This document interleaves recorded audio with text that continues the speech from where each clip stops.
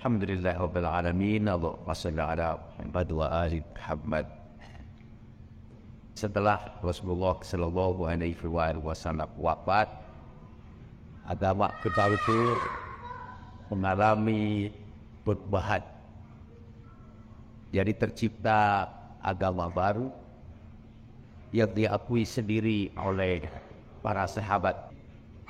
Agama yang pertama adalah agama yang ditegakkan di atas Al-Quran dan Sunnah Nabi. Agama berikutnya masih disebut agama Islam, tapi sekarang agama itu ditegakkan di atas Al-Quran. Mula-mula sih hanya di atas Al-Quran saja, tapi setelah itu ditegakkan di atas Al-Quran dan Sunnah sahabat. Mereka membuat agama baru, dalam bahasa Arabnya ahdathu. Dalam Sahih Bukhari dan Sahih Muslim, Nabi sallallahu alaihi wasallam bersabda, dan hadis ini diulang beberapa kali baik dalam Bukhari maupun Muslim.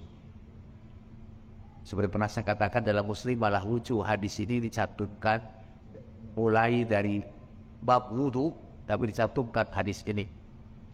Sampai saya keheranan kenapa hadis ini tercantum dalam bab wudu. Padahal ini bercerita tentang hari kiamat.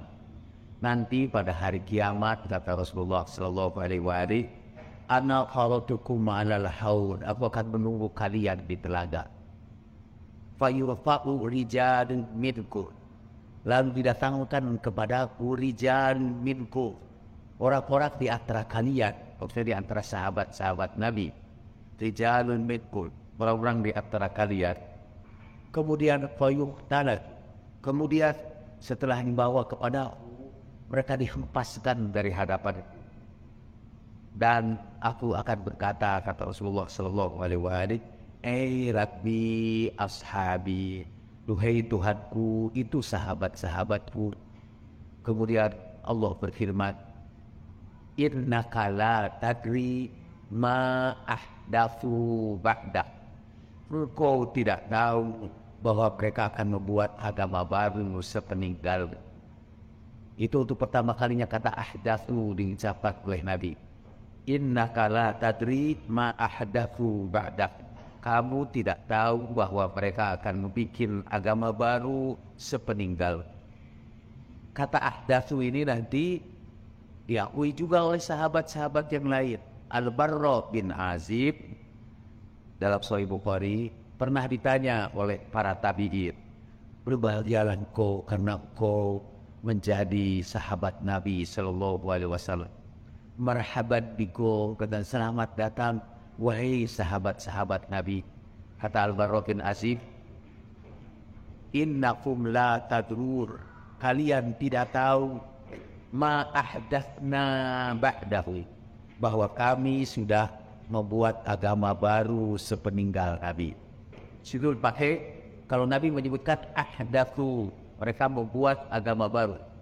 Kalau ini Al-Barra bin Azib mewakili sahabat berkata, ahdatsna, kami sudah membuat agama baru ba'dahu, sepeninggalnya. Di dalam Al-Muwatta, itu kitab Imam Malik, setelah perang Uhud, Rasulullah sallallahu alaihi wasallam memuji-muji orang yang syahid dalam perang Uhud itu, bersaksi di hadapan Allah bahwa mereka itu syahid. Kemudian Abu Bakar waktu itu berkata, ya Rasulullah, kenapa kau tidak bersaksi buat kami? Bukankah kami aslamna kama aslam, kami Islam seperti juga mereka Islam? Wajahadna kama jahad, kami juga berjihad seperti mereka berjihad. Lalu kata Rasulullah sallallahu alaihi wasallam, aku tidak tahu ma tuhditsuna ba'di, agama baru apa yang kalian ciptakan sesudah itu. Kata Abu Bakar, anahnu lakainun, apakah kami akan mengalami peristiwa itu ya Rasulullah? Lalu na'am, kata Rasulullah. Fabaka Abu Bakar, thumma baka, lalu Abu Bakar pun menangis dan terus menerus menangis. bahwa ia udah dihitung oleh Nabi sallallahu alaihi wasallam bakal ahdatsu tuhditsu. Jadi nanti kamu bakal menciptakan agama baru sepeninggal aku. Saya juga menyebut hadis dari Aisyah. Bapak tidak paham bahasa Arab, bisa membeli buku judulnya Aisyah The True Beauty. Bahasa Inggrisnya itu cuma dalam judulnya aja. Di dalamnya seluruhnya bahasa Indonesia. Itu teknik marketing sekarang ini yang saya pergunakan untuk menulis buku The Road to Muhammad. Di dalam buku Aisyah itu ada pengakuan Aisyah menjelang wafat. Jadi orang-orang bertanya kepada Aisyah dan memuji-mujilah jasa Aisyah kepada Islam, karena Aisyah, kalian tidak tahu ma ahdatsu.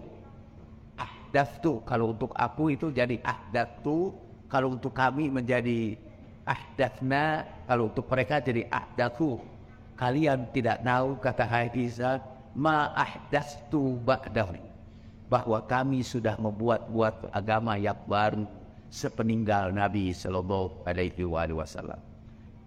Jadi para sahabat itu mengakui bahwa mereka sudah mengubah agama Rasulullah sallallahu alaihi wasallam.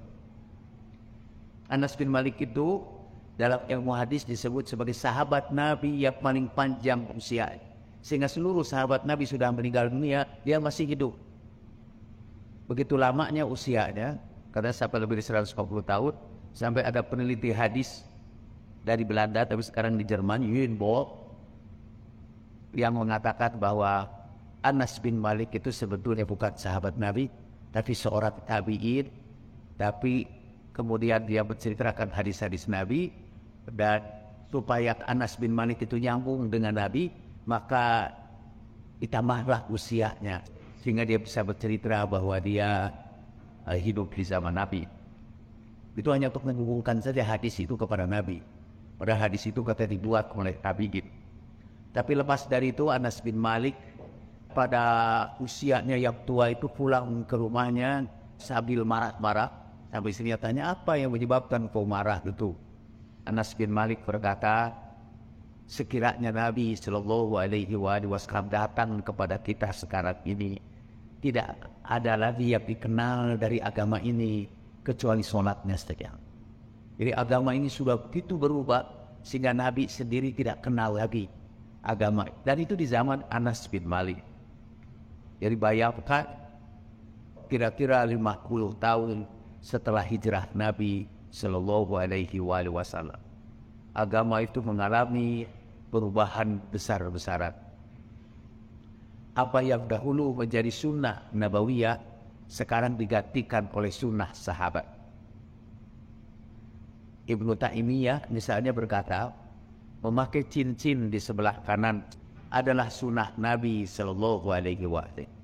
Tapi karena memakai cincin di sebelah kanan ini sekarang menjadi tradisi kaum Rafidhi, katanya barang siapa yang menyerupai satu kaum, dia akan disebut sebagai kaum itu. Man tashabbaha biqaumin fahuwa minhu.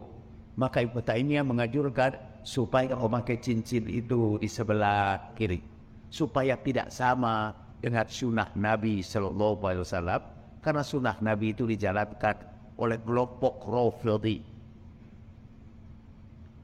Dulu di zaman Nabi, di dalam azan itu ada hayya ala khairil amal. Saya kira masih ada di dunia Islam yang mencatat peristiwa sejarah di berbagai tempat di dunia, termasuk di Azerbaijan. Selama ratusan tahun, orang masih juga ada beberapa tempat yang mengumandangkan hayya ala khairil amal. Tapi adhan itu secara keseluruhan di dunia Islam sudah hilang hayya ala khairil amal. Malah muncullah yang tidak ada di zaman Rasulullah sallallahu alaihi wasallam, yaitu as-salatu khairun minan naum, dan itu muncul menggantikan hayya ala khairil amal. Sehingga kata Rasulullah sallallahu alaihi wasallam, apabila satu sunnahku hilang akan muncul bid'ah yang lain. Jadi satu sunnah hilang, dua bid'ah terbilang.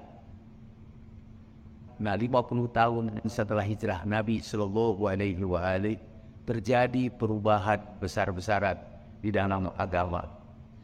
Dan tampaknya adalah tugas dari cucu Rasulullah Sallallahu Alaihi Wasallam untuk mengembalikan agama ini kepada agama yang betul-betul dibawa Nabi Muhammad Sallallahu Alaihi Wasallam, kepada dinu Muhammad, bukan Islam yang berdasarkan dinus sahabat, tetapi kepada dinu Muhammad.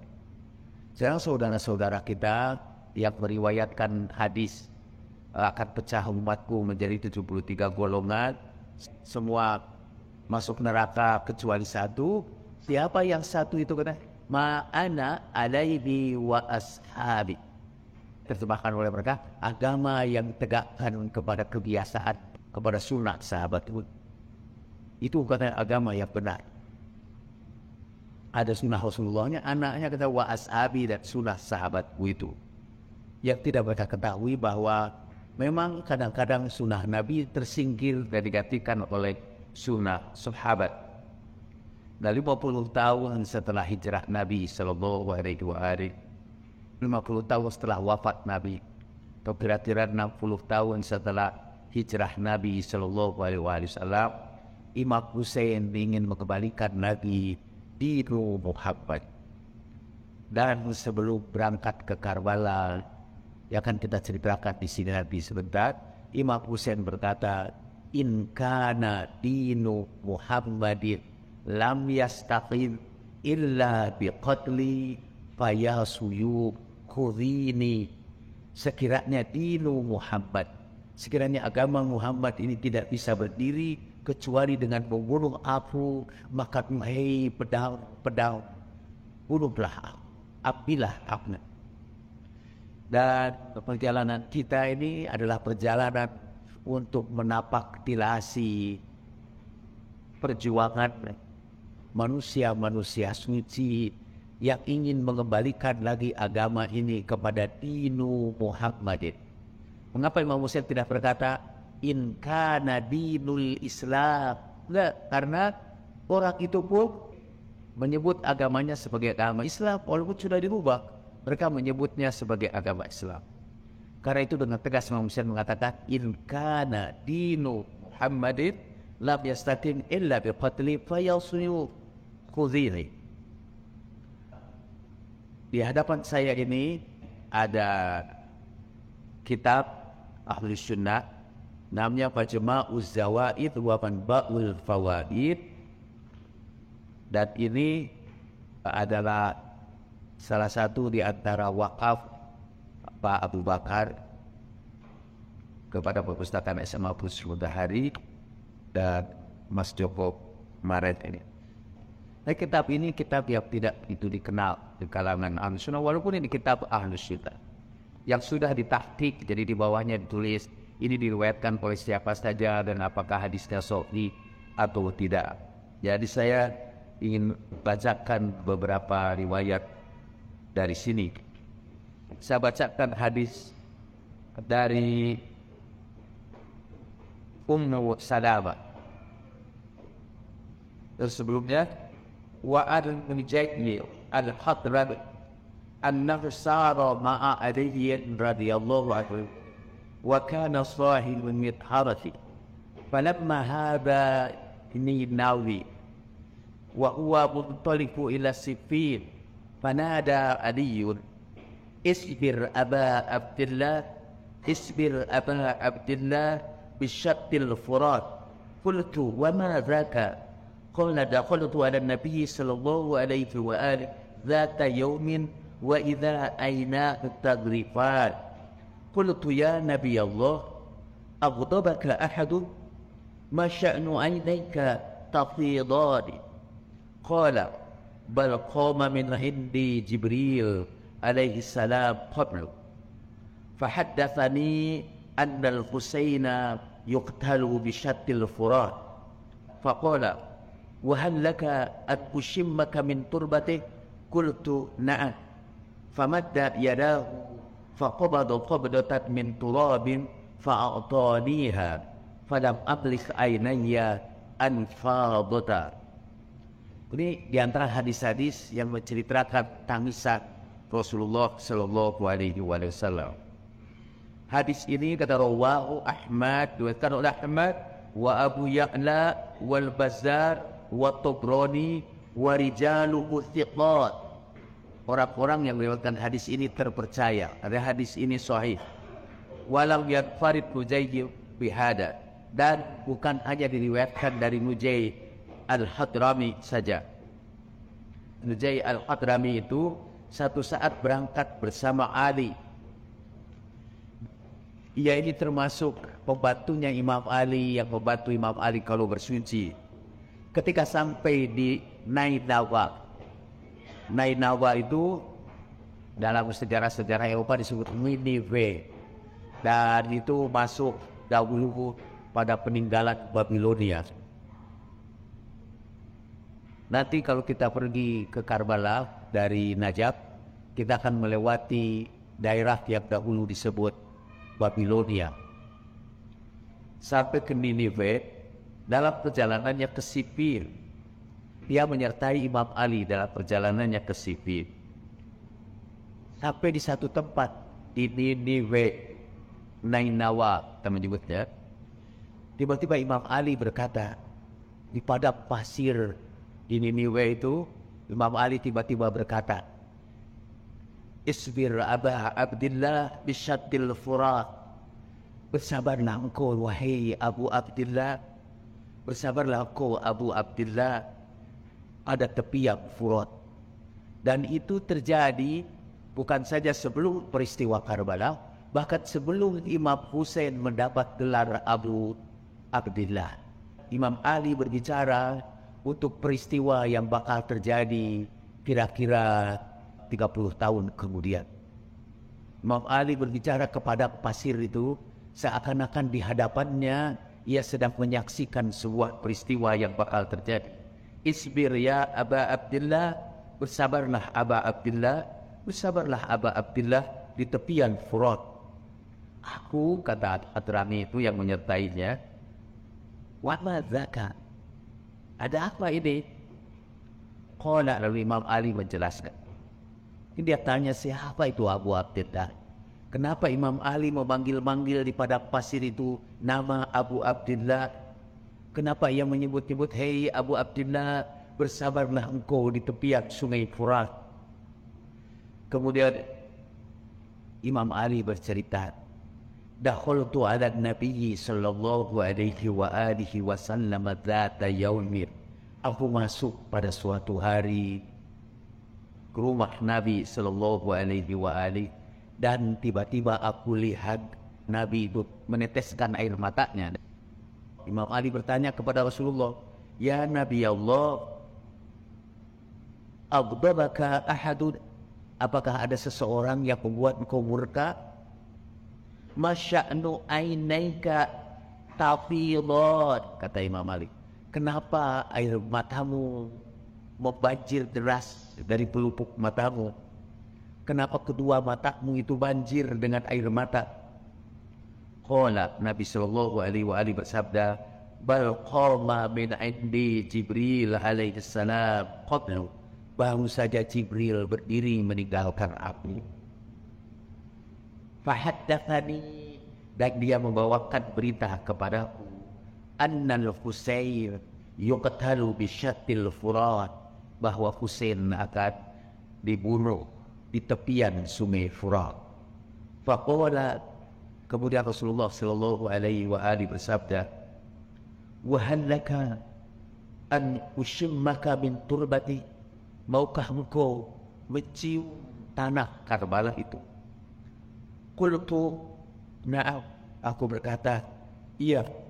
Famadda yadahu, kemudian beliau menjulurkan tangannya. Fa'ubadu qabdatan min turab, beliau menggenggam segenggam tanah. Fa'ataniha, dan beliau berikan itu kepadaku. Falam ablig ainajyar adfadhatha, dan aku tidak mampu lagi mengendalikan derasnya air mataku yang keluar. Falam ablig, aku tidak sanggup lagi mengendalikan diriku sehingga membanjir deraslah air mata dari pelupuk mataku. Jadi Imam Ali sudah mendengar peristiwa ini dan sudah diberikan turbah yang pernah dicium Nabi Sallallahu Alaihi Wasallam.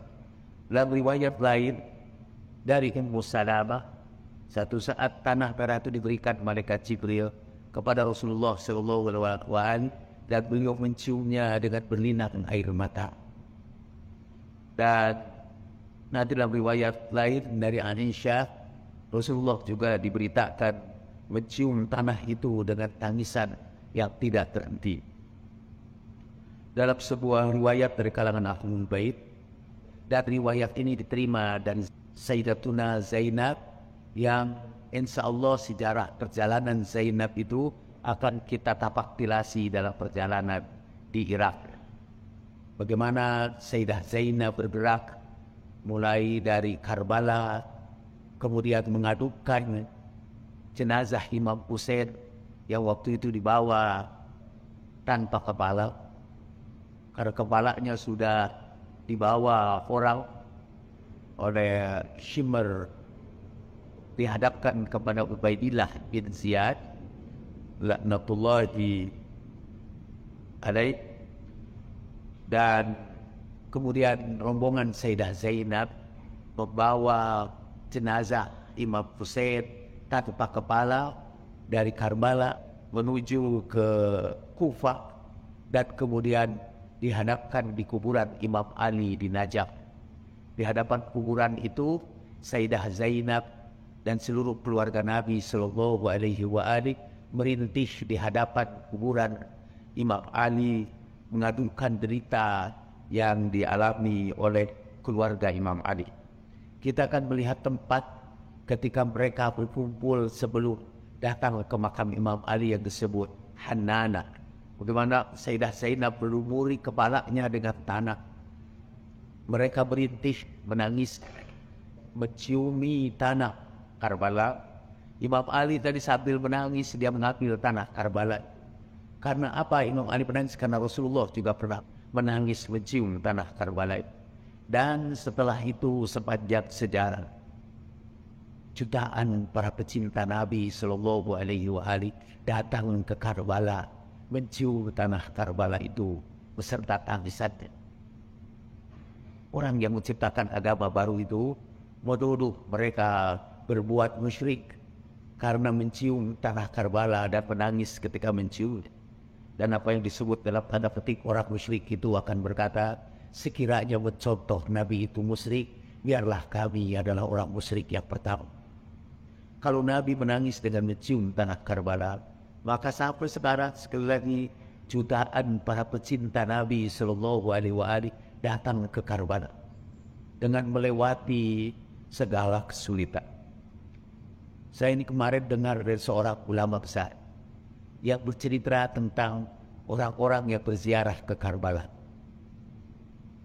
Pertama, ziarah ke Karbala itu ziarah yang akan mempengaruhi jiwa yang paling keras sekalipun.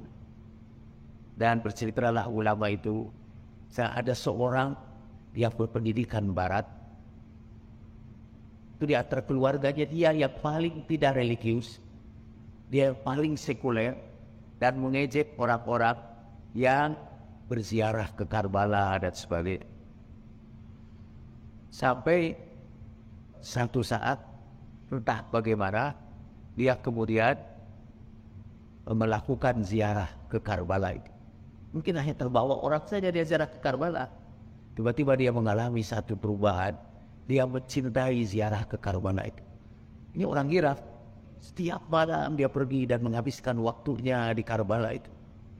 Sampai dia pernah pulang ke rumah dan keluarganya tidak menerima dia.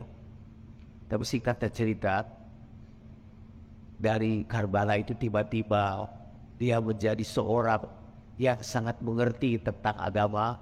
Dia dites oleh para ulama di situ. Dia berbicara tentang agama dan memberikan pemecahan-pemecahan yang tidak bisa dipecahkan oleh para ulama untuk masalah-masalah keagamaan. Ulama itu menyebut nama, sehingga orang yang tadinya sekuler ini dan berpendidikan barat ini menjadi salah satu tonggak dari para ulama di Irak. Kalau mereka mau tahu bahwa itu, mungkin tanya sama hakim ilahi yang menceritakan itu kepada saya. Orang itu yang paling sekuler sekalipun, kalau sudah disentuh dengan Karbala, sudah disentuh dengan Najaf, dia akan memperoleh energi ruhaniah yang luar biasa. Ada pengaruh tertentu. Dan itu tempat-tempat ijabah. Malah saya baca dalam sebuah kitab, ada orang santri di Najaf, dan santri itu masih bujangan. Entah di mana, santri itu setiap kali berkunjung ke Karbala, dia berdoa di situ, minta bantuan Imam Hussein, supaya dia memperoleh kesempatan memperistri bidadari. Saya tahu mungkin itu hayalan seorang anak muda saja. Dan pada satu saat ketika ia ziarah di Karbala, ia ditepuk oleh seseorang dan dibawa ke rumahnya. Kemudian ia dikawinkan dengan ternyata betul-betul seorang bidadari. Dan dia meninggalkan pesantrennya. Di pesantrennya dia hilang. Selama beberapa saat orang tidak tahu kemana dia pergi, hilang. Selama beberapa bulan, salah 6 bulan. Dalam kitab itu saya baca. Pokoknya setelah 6 bulan, kemudian dia pergi berziarah dan kembali ke tempat itu, ke tempat bidadarinya dia itu, baik orang tuanya maupun rumahnya hilang. Jadi dia kembali nyadri lagi, tapi doanya sudah pernah tercapai. Itu sebuah contoh yang ekstrim. Saudara boleh coba nanti di tempat-tempat itu, sebutkan doa saudara secara spesifik. Dan doa itu insya Allah akan dijawab. Doa yang kita mohonkan agar Imam Hussein memberikan syafaatnya kepada kita. Orang yang melalui darahnya ditegakkan dinu Muhammad, agama Muhammad sallallahu alaihi wasallam. Itu tempat yang penuh ijabah.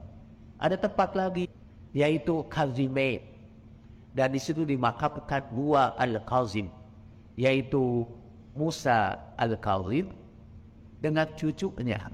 Jadi cucunya itu putranya Imam Ali Ar-Ridha, yang juga Imam Muhammad ibn Ali.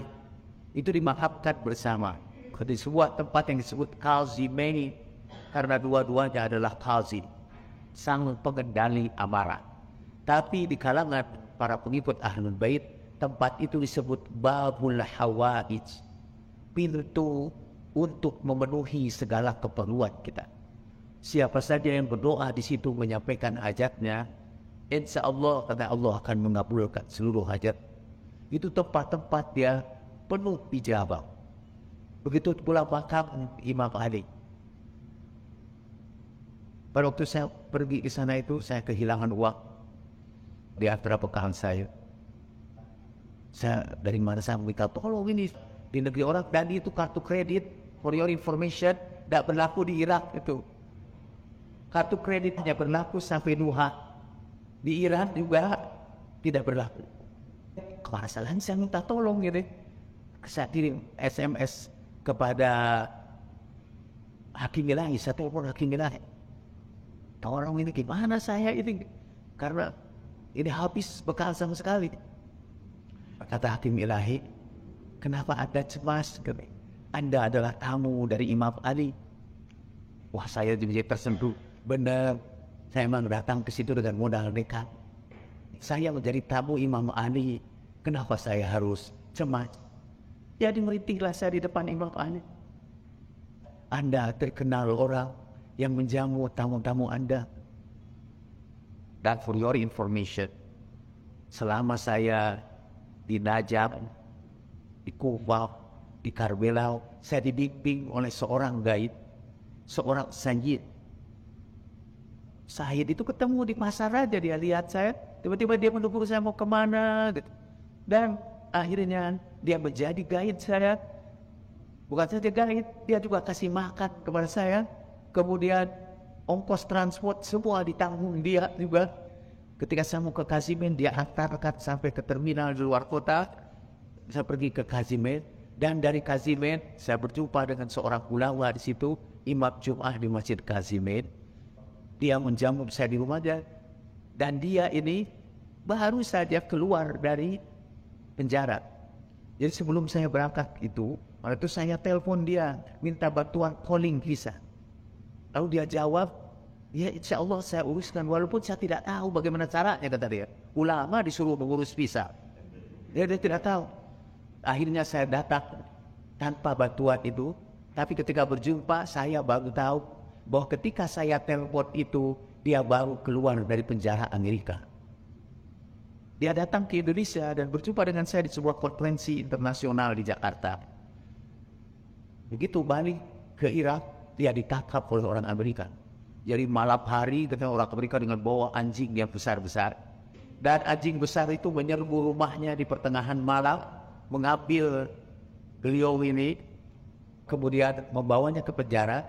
Ya begitu dia baru keluar dari penjara, dia dapat telepon saya. Tapi mungkin sopan satu aja dia jawab. Dan pada waktu saya datang ke sini itu bermalam di rumahnya, datang juga orang-orang Irak dari para pengikut Sayyid Muqtada Sadr, mengucapkan selamat karena dia baru keluar dari penjara. Di antaranya adalah seorang Sayyid. Dan Sayyid itu begitu tahu bahwa saya mau ke Karbala, Sayyid itu menawarkan bantuan, saya akan ada. Jadi selama saya di Karbala dan Najaf, itu Imam Hussein dan Imam Ali mengirimkan para putranya untuk berkhidmat kepada saya. Jadi saya ucapkan terima kasih ya kepada Imam Hussein, kepada Imam Ali yang membantu saya dalam perjalanan itu.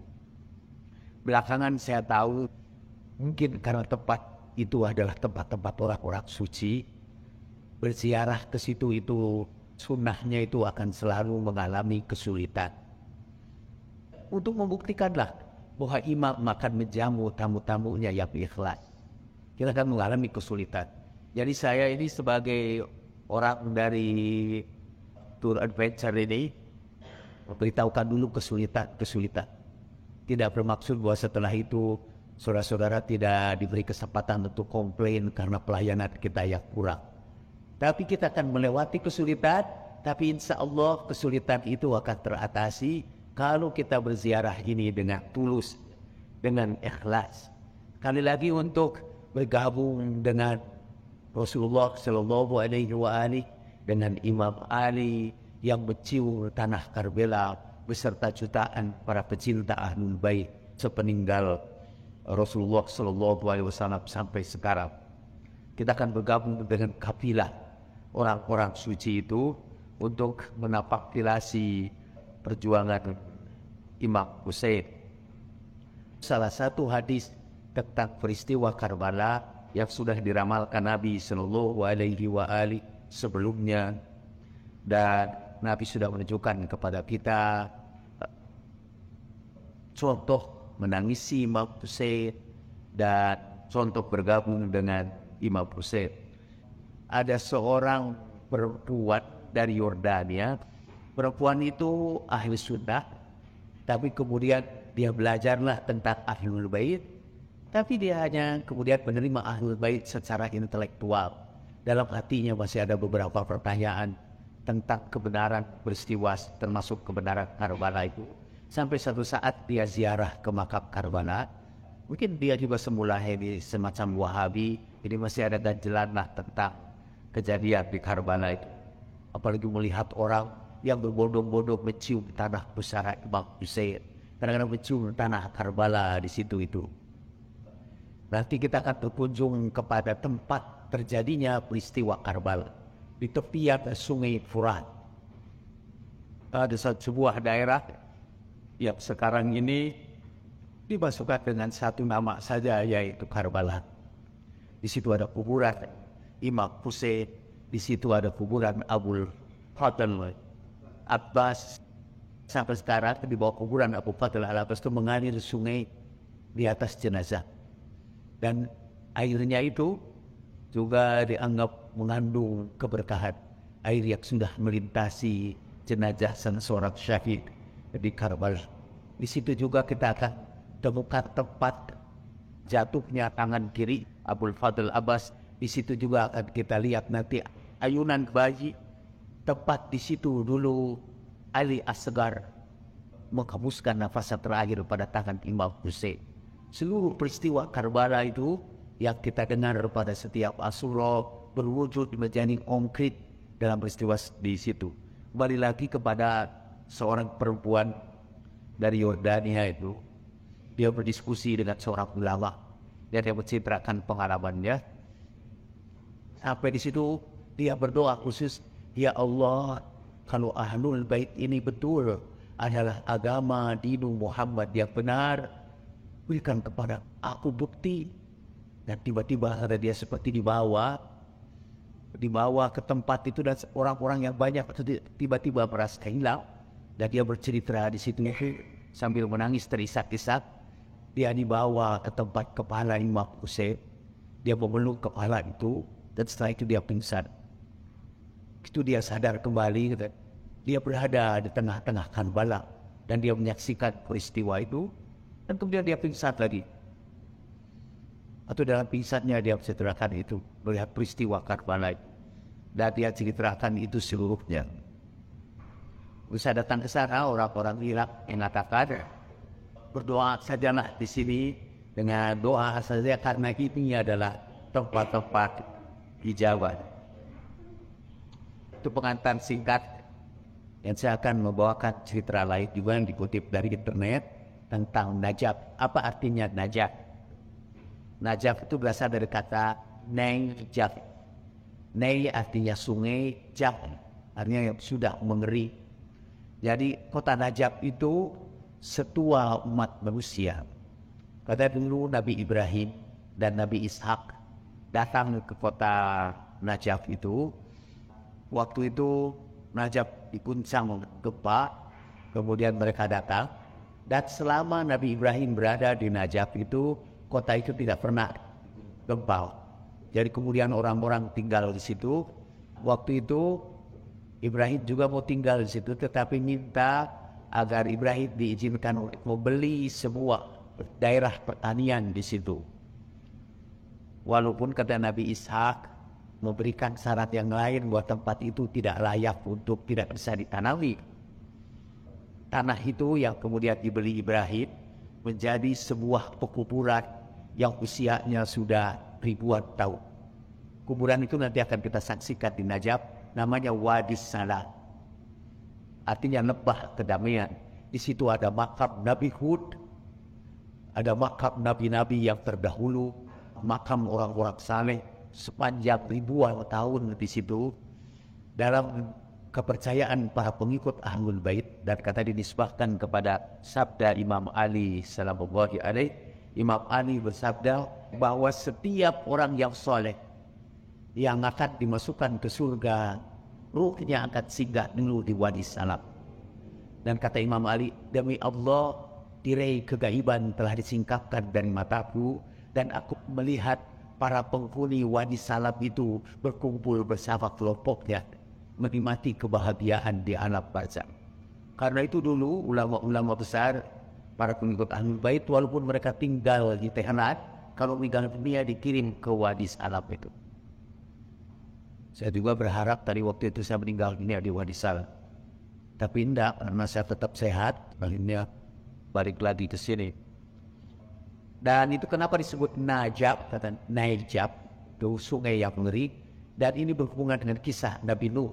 Anak Nabi Nuh itu seperti kita ketahui, dia tidak mau mengikuti Nabi Nuh. Sebetulnya akhlaknya buruk. Kan dalam Al-Quran sebutkan Nabi Nuh berdoa, Tuhan selamatkan anakku. Allah kemudian berfirman, laisa mir ahlik innahu wa amalun ghairu salih. Dalam qiraat yang lain, innahu amila ghairu salih. Dia ini amalnya tidak soleh, walaupun dia itu anak kamu, anak Nabi, karena amalnya tidak soleh, dia terjerumus dalam kecelakaan. Hatta anak Nabi sekalipun. Ketika Nabi Nuh memanggil dia tidak mau, tetap membangkang, dan dia naik ke atas bukit. Bukit ini yang akan menyelamatkan saya. Tiba-tiba itu bukit itu runtuh dan membentuk sebuah sungai yang setelah banjir itu sungai itu mengering. Nah, sungai itu yang bekas bukit itu kemudian disebut Najaf. dan sekarang disebut sebagai Najaf. Di Najaf itulah dimakamkan Imam Ali. Apa itu dimakamkannya? Imam Ali dibunuh di Kufah, dan kita nanti insya Allah akan mengunjungi tempat ditebasnya Imam Ali pada waktu ruku. Insya Allah kita akan memperoleh kesempatan untuk ruku dan sujud di tempat ditebasnya Imam Ali sallallahu alaihi. Dari situ itu kemudian ia dibawa ke rumahnya. Kita juga akan menghadiri rumahnya. Di rumahnya itu ada satu tempat sampai sekarang ini yang dahulu di situ Imam Ali dikafani. Tempatnya itu masih disebut sebagai Makfan Amiril Mukminin, tempat di kafaninya Amiril Mukminin. Saudara boleh mencium tanah di tempat itu dan saudara masih mencium baunya surgawi. Padahal kita sudah dikisahkan dengan Imam Ali berlebih dan 1400 tahun. Tapi tempat itu masih memancarkan wawakian surgawi. Saya juga menangis. Disitulah Imam Ali dikafan, dimandikan di dalam sumurnya yang nanti akan kita kunjungi. Kita juga akan melihat rumah Imam Ali yang sangat sederhana. Jadi Kufah itu masih termasuk Najaf. Itu di Najaf kita harus mengikuti pusara Sayyidina Ali. Di istana Masjid Kufah, rumah dan sumur Sayyidina Ali, makam Muslim bin Aqil, Haji bin Urwa, Mukhtar al-Thaqafi, Kumail bin Ziyad. Pada malam Jumat baca doa Kumail di tempat Kumail bin Ziyad. Kemudian Masjid Hanana itu tempat berkumpulnya Sayyidah Zainab. Imam Ali itu terbunuh di Kufah. Imam Ali kemudian dimakamkan secara diam-diam oleh keluarganya, dibawa dengan keledai meninggalkan Kufah malam hari dan dikuburkan di satu tempat diam-diam. Itu juga karena pertimbangan politis, karena untuk memelihara Imam Ali daripada nanti dibongkar lagi oleh musuh-musuhnya. Jadi dirahasiakan di sini sampai zaman Harun ar-Rasyid, ketika dinasti Umayyah, sampai dinasti Umayyah itu bangkrut dan muncul dinasti Abbasiyah. Waktu itu Harun ar-Rasyid berburu di padang pasir dan rusaknya itu lari ke satu tempat, dan kemudian anjing-anjing pelacak yang dibawa oleh Harun ar-Rasyid, anehnya tidak ada yang mau pergi ke tempat itu, dan pada rusa itu bersembunyi di situ. Anjingnya tidak mau bergerak, kuda-kuda juga hanya mendongak ke atas saja, tidak mau menyentuh daerah tempat bersembunyinya rusa itu. Kemudian Harun ar-Rasyid tanya, apa tempat ini?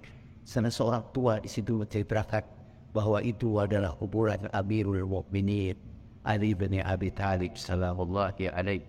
Jadi itu kuburannya Imam Ali.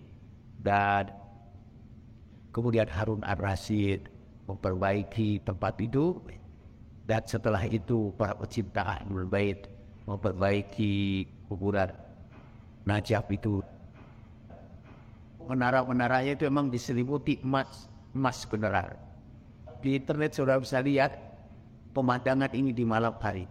Ada seorang petualang internasional yang datang ke situ. Saya sudah menyaksikan Taj Mahal, saya sudah menyaksikan beberapa tempat dunia, tapi belum pernah saya menyaksikan keindahan paduan berbagai warna-warna keemasan seperti yang saya lihat di Najaf. Nah, gambar ini saya hanya tidak memperlihatkan keindahannya, tapi di malam hari dia temerang dengan sinar yang gemerlapan. Orang Wahabi pernah menyerbu tempat ini dan mencuri sebagian emas. Saddam Hussein juga ikut serta mencuri sebagian emas di situ. Tapi para pecinta Ahlul Bait memperbaiki kembali sampai sekarang sebagai perkhidmatan kepada Amirul Mukminin. Tempat ziarah itu bukan masjid, sehingga perempuan yang haid tetap bisa berziarah. Itu hebat benar ini para pemboha Syiah dulu itu, mereka atur begitu rupa supaya tempat ziarah bukan masjid, sehingga yang haid bisa tetap berziarah. Kalau seperti di tanah suci kan, tempat ziarahnya itu berada di masjid, di Masjidil Haram itu, sehingga perempuan yang haid kalau kebetulan haid ya tidak bisa ziarah ke makam Rasulullah sallallahu alaihi wasallam. Tapi ini bisa berziarah di sini, di Masjid Imam Ali. masih tetap sangat sederhana. Saya kira Masjid Imam Ali itu sampai sekarang. Di masjid ini orang Wahabi pernah merangsek ke kota ini juga, sehingga dan sekarang orang-orang Wahabi berdatangan ke tempat-tempat ziarah di sana itu dengan meledakkan dirinya.